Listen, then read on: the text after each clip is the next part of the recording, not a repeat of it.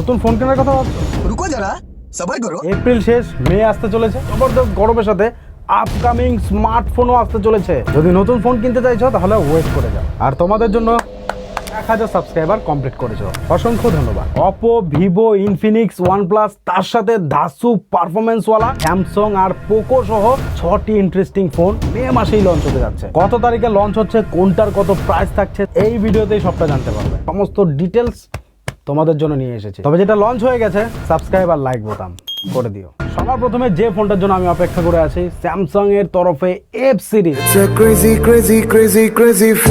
Finally মে মাসেই launch হতে যাচ্ছে। কি একটা পাগলেট ফোন হতে চলেছে ভাই। স্যামসাং গ্যালাক্সি A55 5G, যেটা স্যামসাং গ্যালাক্সি A54 এর সাকসেসর। 108 মেগাপিক্সেলের ট্রিপল ক্যামেরা সেটআপ দেখা যাবে, 32 মেগাপিক্সেলের সেলফি ক্যামেরা দেখা যাবে, এক্সিনোস 1380 প্রসেসর দেখা যাবে, 6000 mAh এর ব্যাটারি দেখা যাবে, 25 ওয়াটের চার্জিং সাপোর্ট, 6.71 ইঞ্চের ফুল এইচডি অ্যামোলেড ডিসপ্লে দেখা যাবে। আর ভাই এই সমস্ত কিছুই 25,000 টাকার মধ্যে দেখা যেতে পারে। আর এই ফোন ইন্ডিয়া লিস্টে চলে এসেছে, কনফার্মও হয়ে গেছে, 2 মে নাগাদ চলে আসবে। আর সব থেকে অবাক করা বিষয় হলো 20 থেকে 25,000 টাকার আশেপাশেই এই ফোনের প্রাইস रहने वाला है। স্যামসাং এর এই এফ সিরিজ সব থেকে ভ্যালু ফর মানি ফোন বলা হয়। আর এই এফ সিরিজের জন্য আমি সত্যিই এক্সাইটেড। তোমরাও কি এক্সাইটেড? তাহলে ওই যে নিচে দেখো লাইক বোতাম দাবা দো।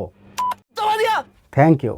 এরপর ভিভোর তরফে ভিভো V30e, এই ফোনটাও অনেক ইন্টারেস্টিং হতে চলেছে। রিসেন্টলি ভিভো V30 লঞ্চ করেছে। এই V30 আর একটা ফোন আসছে, ভিভো V30e সিরিজ। এর স্পেসিফিকেশনে যা থাকবে 6.8 ইঞ্চের 120 হার্জ অ্যামোলেড ডিসপ্লে দেখা যেতে পারে, 50 মেগাপিক্সেলের সনি IMX882 সেন্সরের ক্যামেরা দেখা যেতে পারে, সাথে 8 মেগাপিক্সেলের আলট্রা ওয়াইড ক্যামেরা দেখা যেতে পারে, 50 মেগাপিক্সেলের সেলফি ক্যামেরা দেখা যেতে পারে, স্ন্যাপড্রাগন 6 Gen 1 প্রসেসর দেখা যেতে পারে, 5000 mAh এর ব্যাটারি দেখা যেতে পারে, 65 ওয়াটের চার্জিং সাপোর্ট দেখা যেতে পারে। আর ভাই এই পুরো প্যাকেজ 30,000 টাকার মধ্যেই দেখা যেতে পারে। আর এই ফোনটাও 2 মেতেই লঞ্চ হতে যাচ্ছে। ভিভো এই ফোনটাতে ক্যামেরার দিকে কিন্তু বেশি ফোকাস করেছে, দ্বিতীয়ত ডিজাইনের দিকেও ভিভো ফোকাস করেছে। তো কারা কারা ভিভোর জন্য ওয়েট করে আছো অবশ্যই অ্যাটেন্ডেন্স দিয়ে যাও। আর এবারে যে ফোনটার কথা বলবো, এটার জন্য অনেকেই অপেক্ষা করে আছে যে কবে আসবে কবে আসবে কবে আসবে। এটা হচ্ছে OnePlus Nord 4। এটার জন্য অনেকেই অপেক্ষা করে আছে। তুমিও কি আছো? অবশ্যই কমেন্ট করবে। স্ন্যাপড্রাগন 7 Gen 3 প্রসেসর দেখা যাবে, 5000 mAh এর ব্যাটারি দেখা যাবে, ট্রিপল ক্যামেরা সেটআপ দেখা যাবে, 50 megapixel plus 30 megapixel plus 5 megapixel, 32 মেগাপিক্সেলের সেলফি ক্যামেরা দেখা যাবে, 6.68 ইঞ্চের অ্যামোলেড ডিসপ্লে দেখা যাবে। আর এই কমপ্লিট প্যাকেজ 28 থেকে 30,000 টাকার মধ্যে দেখা যেতে পারে।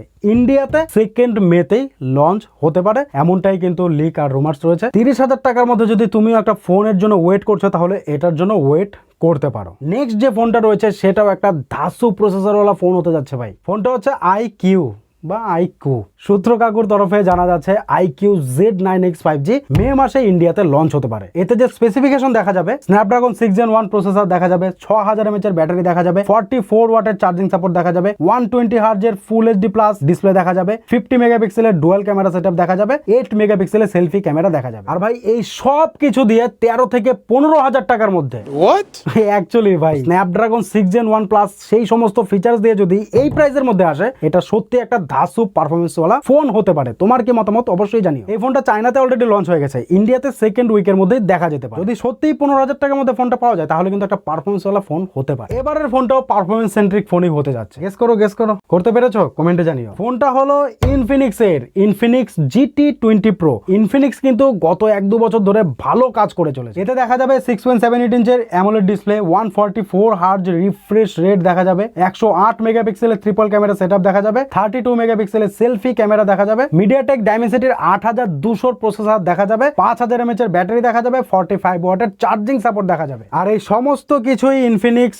22 থেকে 24,000 টাকার মধ্যে প্রোভাইড করবে। ভাই এই প্রাইসে ইনফিনিক্স যদি 8200 প্রসেসর দেয়, সত্যি এক পাওয়ারফুল প্রসেসর পাওয়া যাবে। এই প্রাইসের মধ্যে তাগড়া পারফরমেন্স পাওয়া যাবে।